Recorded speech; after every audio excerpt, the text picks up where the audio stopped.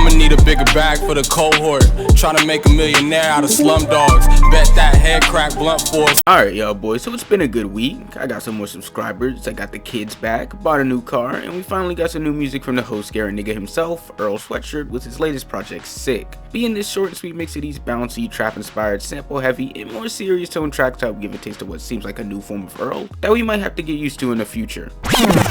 So as I listen to this album, I can see obvious ploys at today's trending sounds in hip-hop with 808s and repetitive hats being used to complement Earl rapping style with the initial tracks Sick and Vision, with Earl going for this more on-beat flow instead of his mumbling, scratchy, and off-beat flow that we usually hear. And it's not that I'm criticizing it for being bad, but instead I kind of appreciate it because while it's not completely what I would have wanted from Earl, I still find it somewhat enjoyable, being something that just doesn't sound like the nonsensical rambling to a non-Earl Sweatshirt listener, but with other tracks carrying the style being Titanic and 2010. But as for other tracks, Earl does tend to go in on his life, love, and indulgences to make what seem like these poetic yet very mellow tracks that serve as a short story for us to listen to. I suppose my main issue would have to be the assortment of tracks, making this project seem a bit all over the place, even though it still has some form of theme with it. It's just that in the beginning we have the trap sound, and then we have this easier slower tone in the middle with the tracks Lie and Tabula Rasa, really seeming like they're tapping into Earl's older sound, but then going right back into some newer different sounds with the tracks Lobby and Titanic. But as for the production, it's a mixture of samples, pianos, hard-hitting bass, and scratchy sounds to make these weird wavy trap and psychedelic tracks, with my favorites having to be on the tracks God Laughs, Old Friend, and 2010.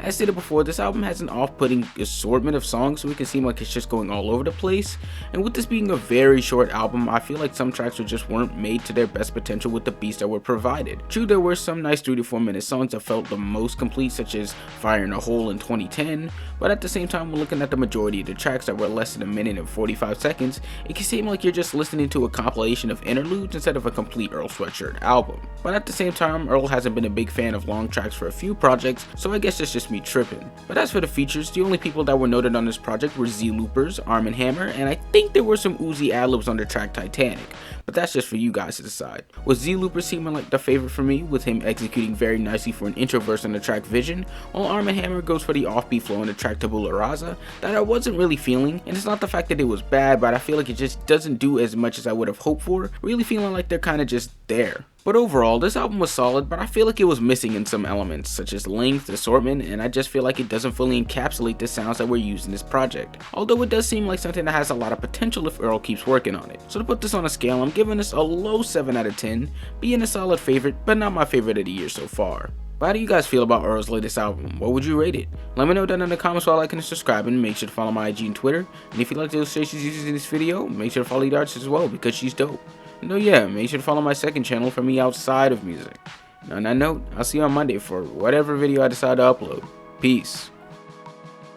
Yeah, let's give a quick shout out to Christina Applegate.